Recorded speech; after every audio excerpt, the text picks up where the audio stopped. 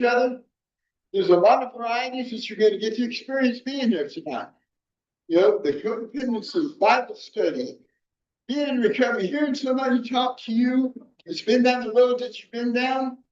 You know, one thing I can say about my life is it took me many, many years before I finally said, God, don't let no judge, jury, parole officer, or probation officer tell me to get recovery again.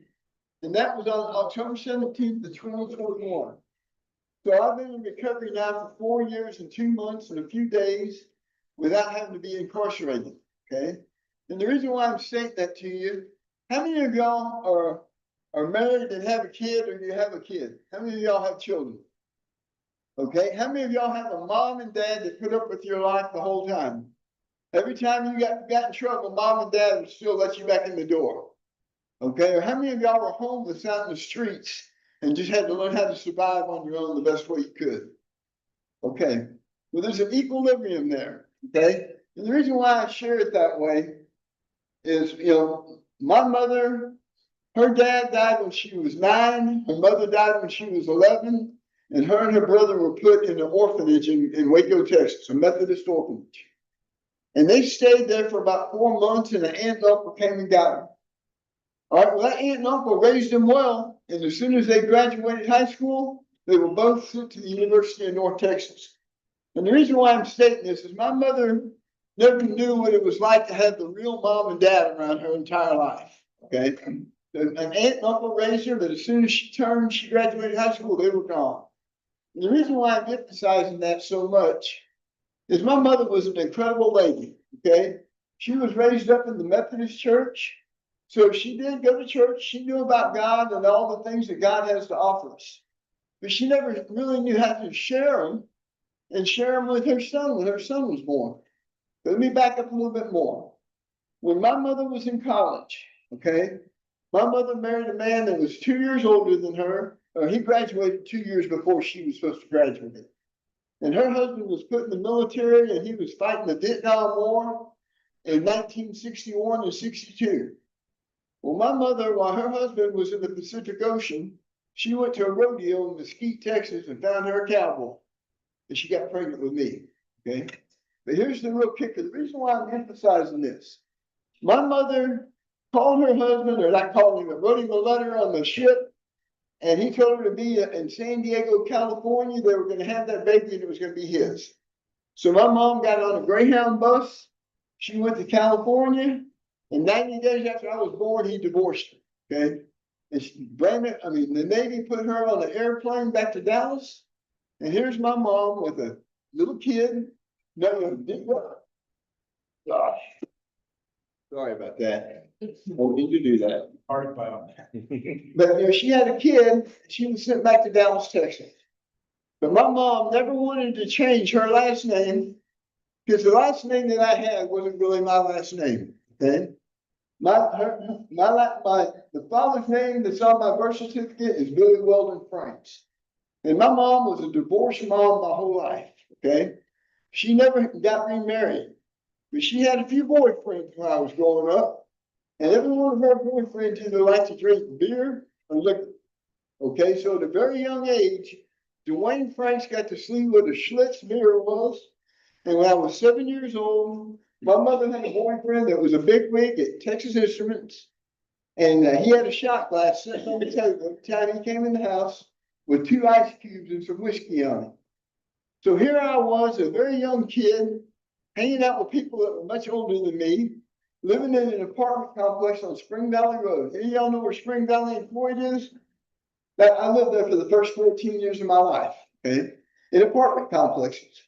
Or me and my mother lived in my aunt and uncle's garage a few times when I was a little kid. So I know what it's like to be out on the streets at a very young age. But the reason why I'm emphasizing this like this is I want everybody to know there's not an alcoholic or an addict or a sex addict or a gambler out there that somebody hasn't already experienced all those experiences, strength, and hope and gone to hell with it. That God has re-blessed them. We got them back here where we're at today. But I'll share with that further on in this. There's so many blessings in store for us if we work the steps, get a sponsor, and go to group. And guess what? A lot of our group is church. Okay, we can go to AA, NACA, OAE, Overeaters Anonymous, Gamblers Anonymous, whatever. But most of us that I have known, their life really did not change until they came to a church and got to speak to God personally. Okay, speaking to God personally is going to bless you better than anything in the world. And the reason why I'm emphasizing that is here I am, a little kid. My mother was raised up in a Methodist church, but she never took me to church. I lived on Spring Valley Road, hung out with kids that were 4 or 5 years older than me. But when I was 7 years old, I grabbed that shot glass that had 2 ice cubes in it, and I drank that whiskey. And guess what? I loved that feeling. I didn't like what it tastes like. I didn't, I just grabbed it when they weren't looking, because I wanted to see what it was all about. And I was instant addiction to alcohol, 7 years old. If you can imagine a 7-year-old kid, here I am on a soccer team at 9 years old smoking cigarettes. Okay, my soccer player, why do you smoke? They had to take me out of the field. I became a goalie. Because that way I didn't have to run. Because I couldn't run smoking them cigarettes. But I started at a very young age. Okay. Once I started alcohol, when I was 9 years old, I started smoking cigarettes. Okay. And guess what? Here I am in a school, in an elementary school, and Dwayne, very seldom did I pass a class. Okay. They had me on reading, writing, multiplying, and dividing. That's the only classes I got to really take because I never did well in any. And guess what? When we allow addiction to take over our life and allow addiction to work our steps, you know how you say make that one foot in front of the other? Well, my foot was in front of the other going to the dope house, it's going to all these places that a kid that young of age had no place being. The reason why I'm sharing this so graphically is guess what? It took me many, many years before I finally, I hate to say this, but I'm going to do this. And just, you see my arms? My arms look like the pick and pull scrapyard, okay? Because my addiction was so strong, I had a needle in my arm 2 weeks before I turned 18. And that needle didn't come out till I was 69 years old. So I'm telling you, there's not one person in here that's any different from anybody else. I don't care if you're just snorting cocaine, smoking pot, drinking beer, you're not doing it like the other person doing it, so you're going to be different. Full point. I'm telling you, there's not one person in here that can say that they're any better of an addict or alcoholic than the one you're sitting next to. Because guess what? Once you allow the drugs and alcohol to take over your life will never change till the very end. And guess what? We can either burn in hell or we can get baptized. Look, I'm telling you, getting baptized and speaking to God is one of the biggest blessings that I did. Now, I'm going to share more with that here in a minute. But the reason why I'm so graphic about what happened to me as a little kid is this. I was suspended from school. So many times I would rather get suspended from school than take 3 licks off of pattern. Because you know what getting suspended from school was? A 3-day vacation for me. I didn't have to skip school when they suspended me. And the reason why I say that is my addiction got so bad at a very young age. Alcohol at 7, cigarettes at 9, started smoking marijuana when I was 11, started taking pills when I was 13. I was snorting cocaine when I was 15. 2 weeks before I turned 18, I had a needle in my arm. There's not many of y'all here. I'm going to pass this around. I want you to take a look at this. Hopefully it's going to. Just take a look at it. That's me when I was 14 years old in my first treatment center.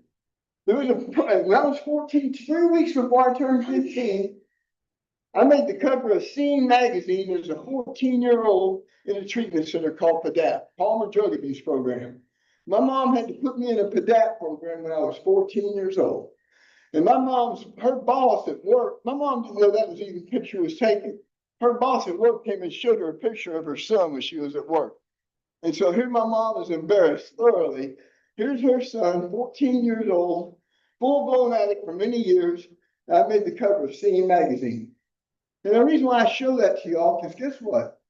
We don't care if you're 14 years old, 18 years old, 30, 40, 57. Look, we got guys in here that are 77 years old in their cover. Okay? Don't think that you're ever gonna outgrow this addiction. I promise you. But let me go back to where I was at. My mother loved me to death.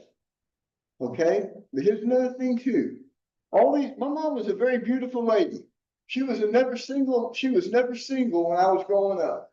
She had a boyfriend. And guess what? You know what they would do to me to get me out of the house? If they went out of town for the weekend, I'd be at a babysitter's all weekend. On Friday night, they'd take me to the skating rink. Saturday night, they'd take me to the skating rink to get me out of the house for 4 hours. So I say that because when we get attached to addiction and we start doing all these things at a young age, it never changes. But here's the real kicker.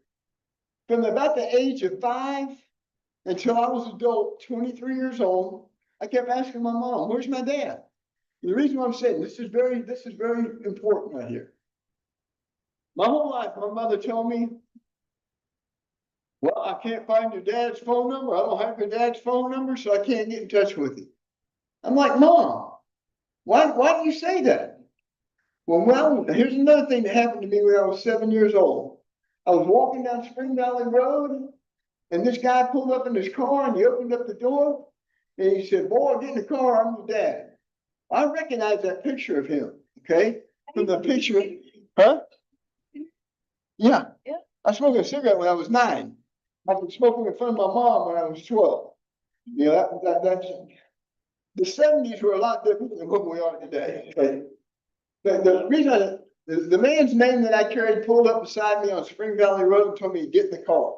Well, I recognized his face from the couple of pictures my mom had of this man. I took off running home. And he came to this, and this is very important. He came to that house and he sat me in his lap and I cried like I was a little kid, 6, 7 years old. He said, boy, you better be ready. Saturday morning, I'm coming to pick you up. We'll spend the weekend together. Wow. He says, where do you want to go? Well, guess what was showed on the commercial on TV? Six Flags over in Arlington. That was the second year it was built. So I said, I want to go to Six Flags. Well, that Friday, my mom picked me up from school, took me to get my hair cut, put new clothes on me. And guess what? He was supposed to pick me up at 7:30 on Saturday morning. He never showed up. I never heard from him again. Never heard that man's life for my entire life. Okay. The man's name that I can here I am playing soccer in school. My mom would take me and drop me off at the soccer practice. She never stayed for the game. And all these kids had their mom and dad at the soccer games. Dwayne never had that. So I was a very independent person at a young age. But here's the real kicker. My addiction took over. My addiction took over so crazy, I was selling flowers on the corner, carnations on the corner of Spring Valley and Floyd when I was 12 years old. And I had a t-shirt that said Colombian Redbud. I had another t-shirt that said Acapulco Gold. That was the marijuana that we had back then. And guess what? I'd be sitting there selling them carnations on the corner, and people drive by and throw their roaches at me, half their joints, throwing them at me because they saw the t-shirts I had on. So at a very young age, man, I knew what it was like to be a hoodie. And the reason why I'm being so graphic about this, there's nobody in here that can say that they're any different from any other athlete. Once you can look yourself in the eye and don't ever tell yourself another lie, I promise you, recovery is possible. Because I'm going to share some more with you here. My mother, when I was 15 years old, bought a house in Garland. Okay, so we moved from Spring Valley Road, and we moved to Garland, to South Garland High School. But my education was so bad, I had to go to summer school before I could start the 9th grade. Okay, because the Richardson Independent School District in Garland was different. So guess what? When I was in summer school, I met a bunch of hoodlums out of Garland.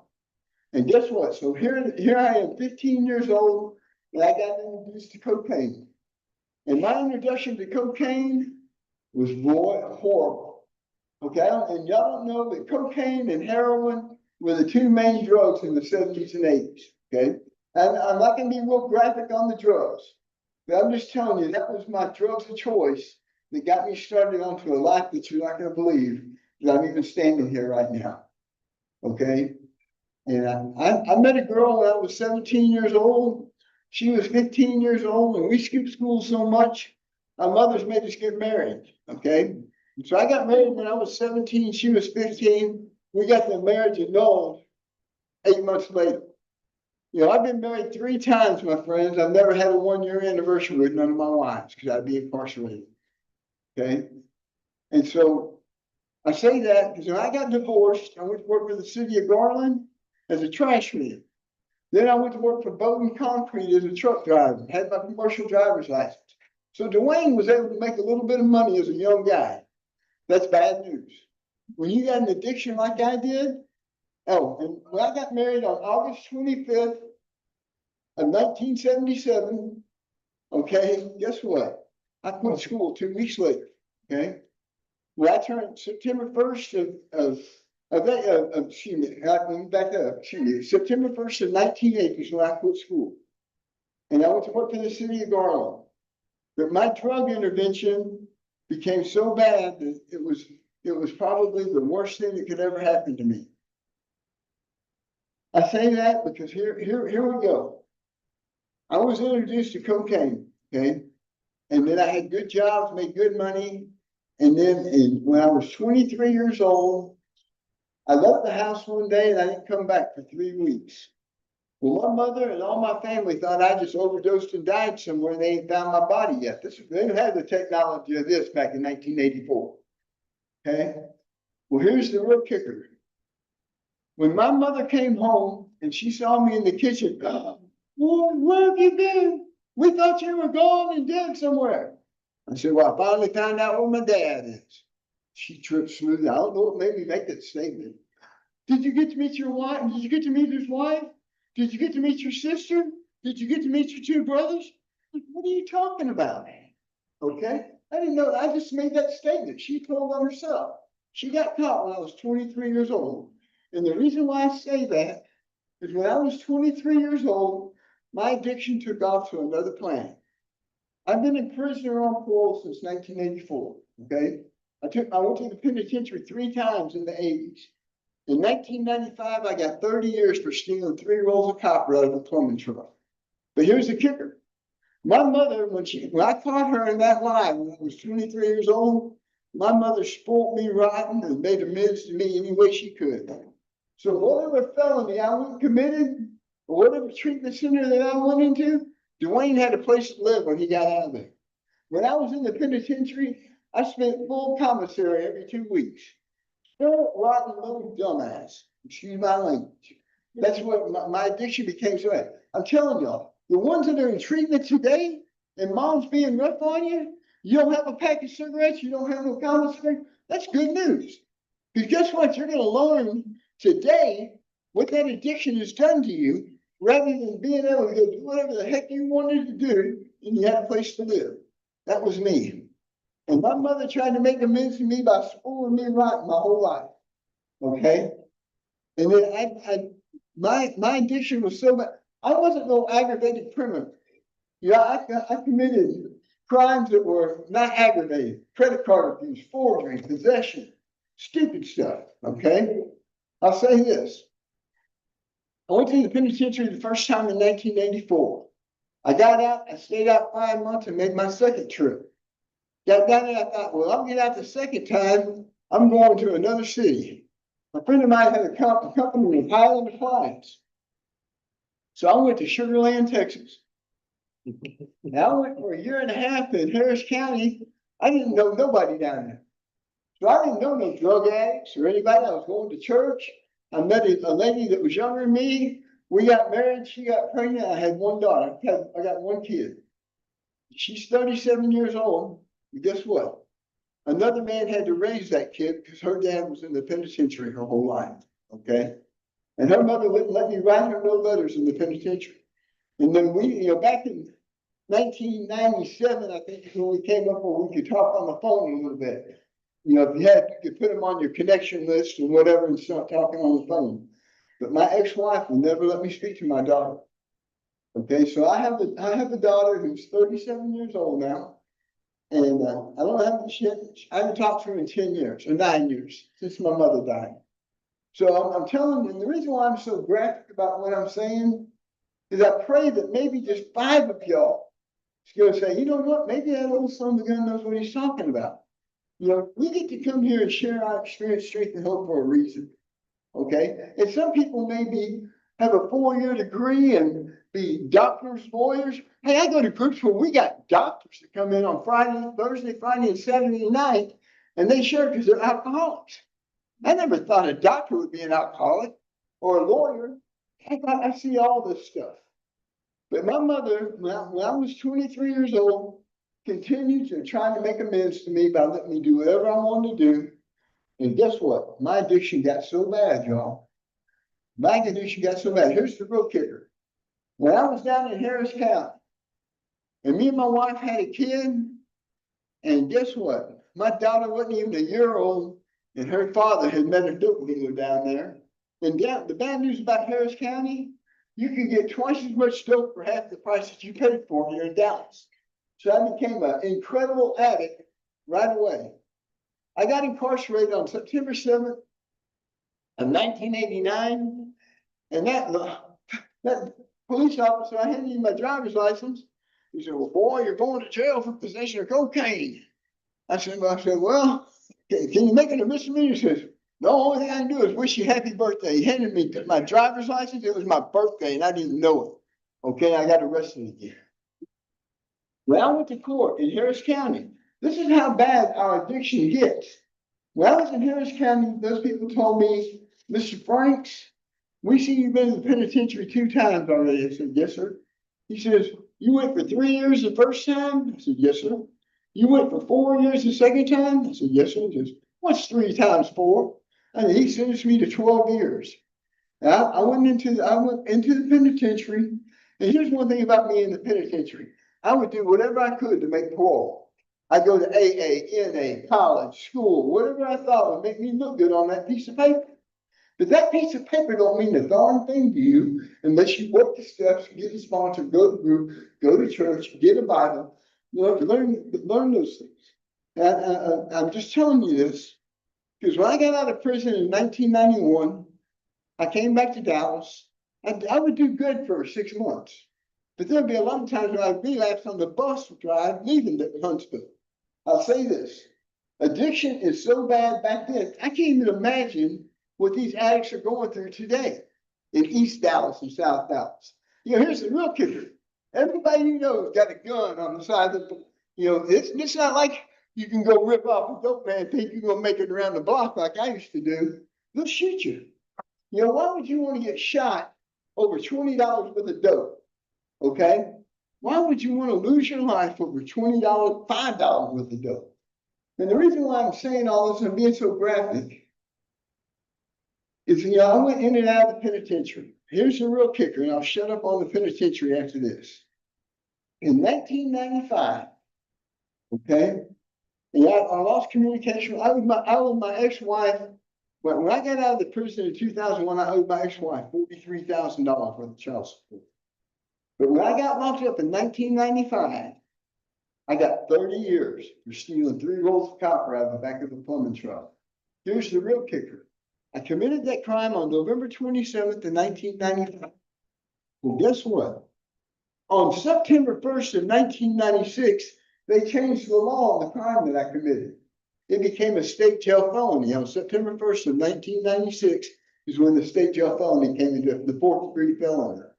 I'm down there doing 30 years, and the minimum punishment you could give was 6 months, the maximum was 2 years. But here I am doing 30. I did 5 years and 8 months on that 30. I got out, but I kept on violating my parole, getting new cases. Look, I was supposed to be off my parole on November 27th of this year, of 2025. And guess what? I don't get off parole till 2032 because all the violations I made, dirty UAs, commit new crimes. All the time I did all this. So just know, no one in this room is any different than the person you're sitting next to. No matter what street you live on, what block, where you was raised, where you was born, how you was born, mom, dad, aunt, uncle, grandma, grandpa, we are all the same. We are addicts. we have the ability to change our life. We have the ability to look each other in the eye and don't have to tell that lie. And the reason why I'm saying that kind of graphically like I am, I have been in and out of Safe Peace State Jail in Singapore, Wilmer, Turtle Creek Manor, Abode, Overcome. I've been to everything, man, my whole life. But when here's the real kicker. On August 1st of 2019, I'm on a 30-year parole, and I got a possession case of under a gram. But guess what? COVID-19 was out. So they would let people that are on parole make bond because of COVID. So I got that case in. On February 20th of 2020, I got another possession case. It was able to make bond. Okay.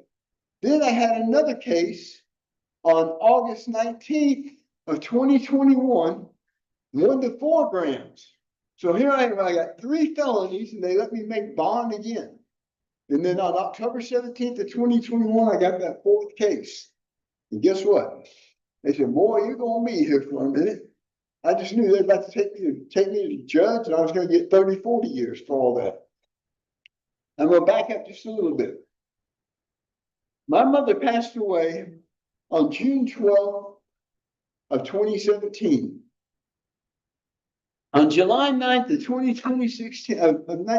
2016, I said, God, I need to stop using for my mom. My mom had cancer.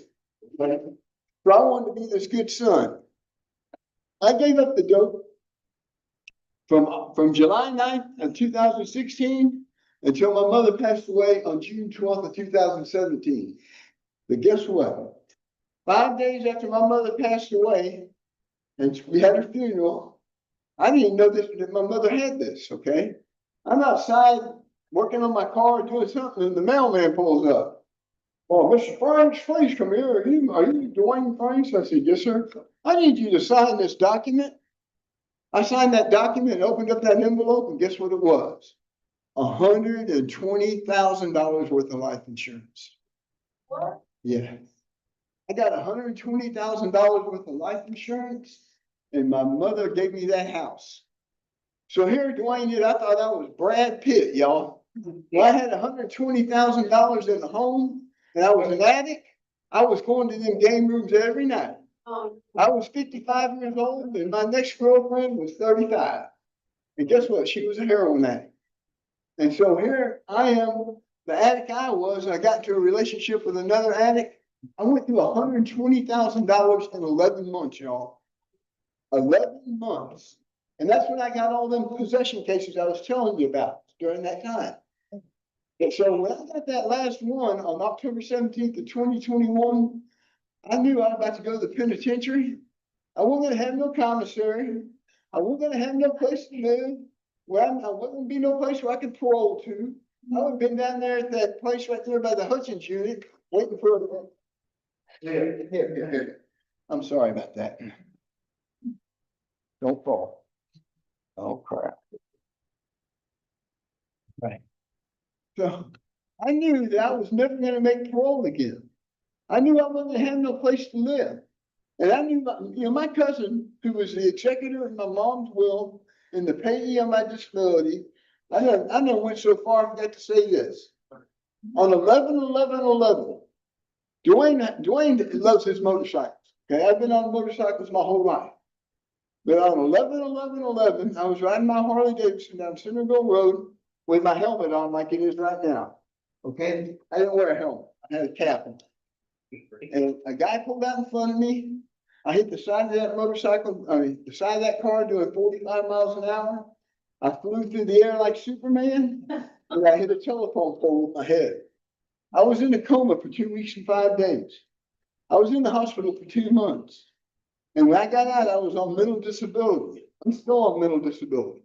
I have to go to Metro Care every month.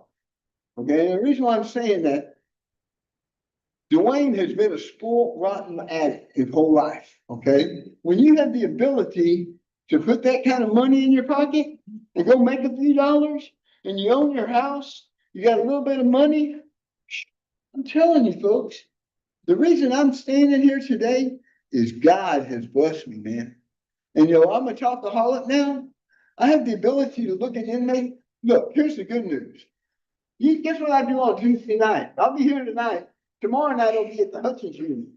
The good news, I'm on parole. I get to walk in the front door and walk out the front door an hour later. I'm telling you. You will not believe the amount of blessings that will come to you by finishing this program and on about it. And guess what? When they sign that piece of paper saying you've done everything and ain't just you're not cured. I promise you, you are not cured. I don't care how many pieces of paper they sign, how many documents, stamps, tattoos, whatever that you get. I've seen people get their recovery date tattooed on their arm. Well, guess what? Scratched out. Got another one. Yeah, another one. You can put a tattoo shop out of business. Okay? Telling you, man.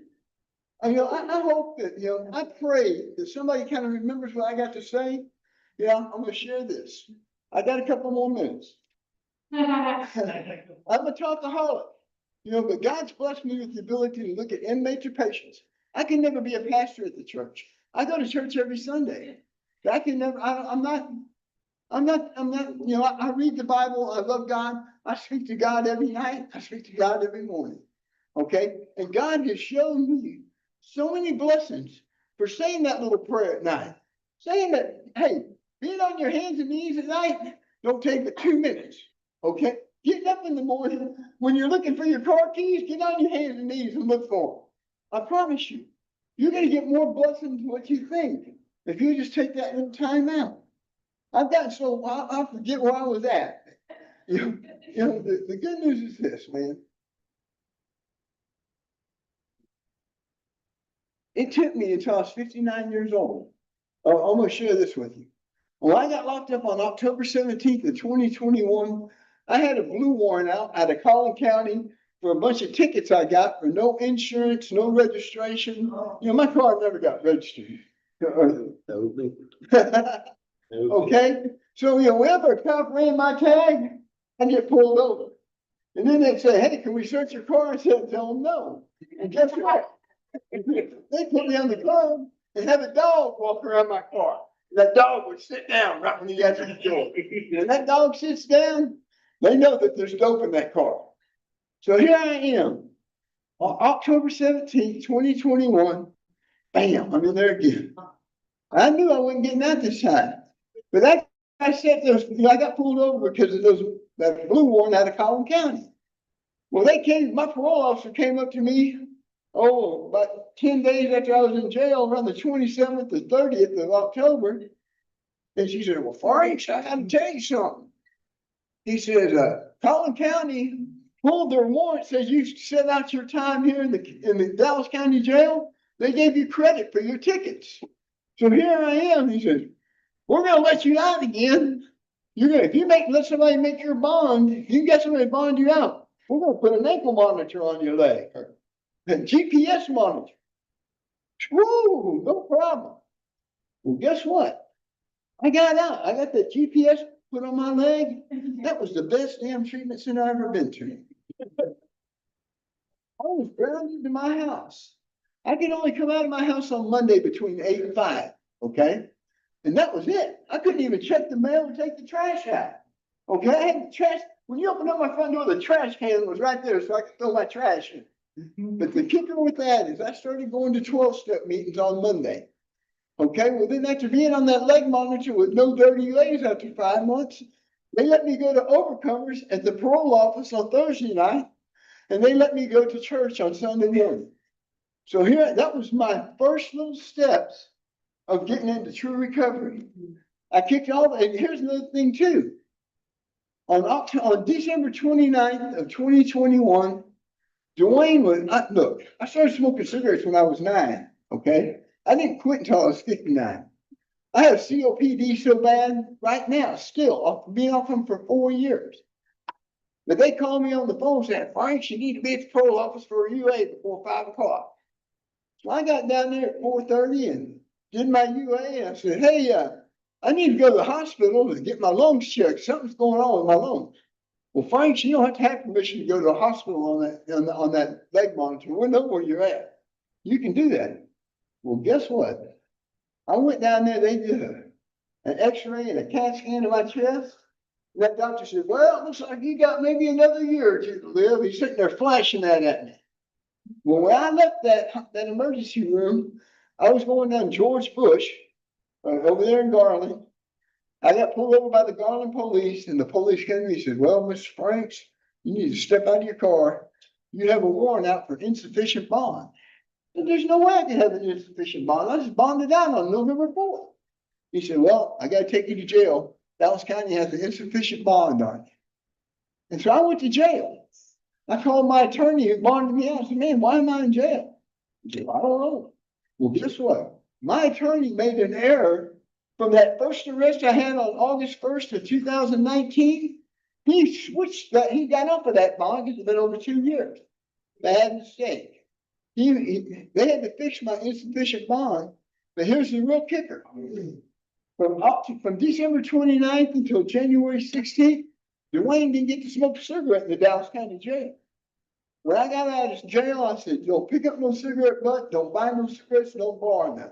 I've been off cigarettes for 4 years now, too. I'm telling you, once you accept this program for what it is, do everything that your counselor tells you to do.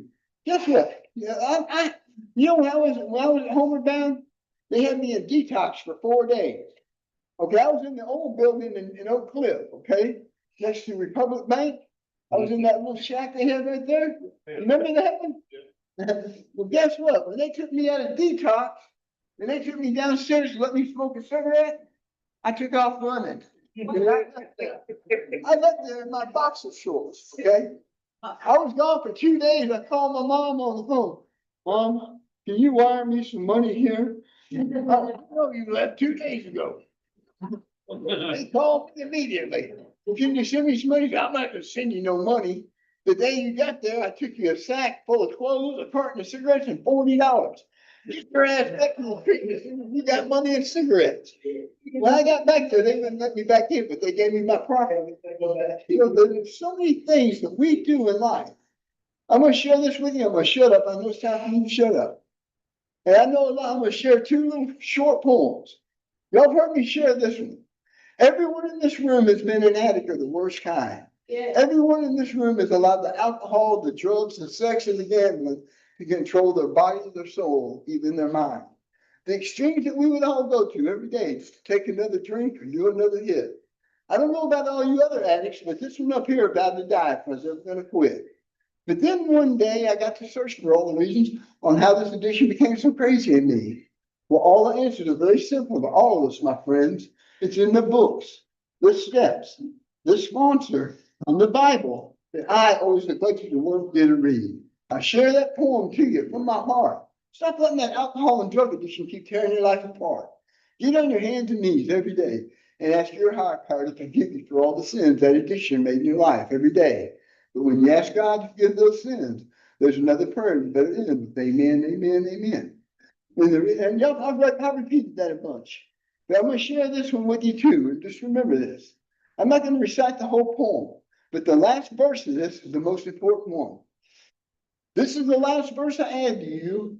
Story I've written about the cocaine and the fool. I finally found a place where I'm free. Free from all the pain, the meth, the coke, the heroin, the fentanyl, the 4 bars has caused you and me. We now have friends that you can see. They sit in the circle that surrounds you and me.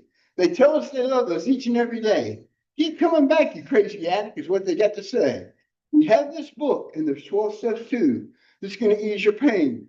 We're all here to guide you through. We have only 2 requirements for you each and every day. Do whatever you can to help another addict prevent from relapsing or overdosing, and don't forget to pray, because that's the only way you can scratch that itch.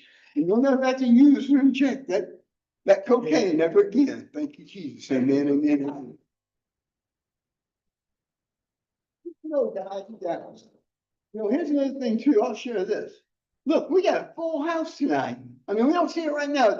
I'm glad that we Bible study.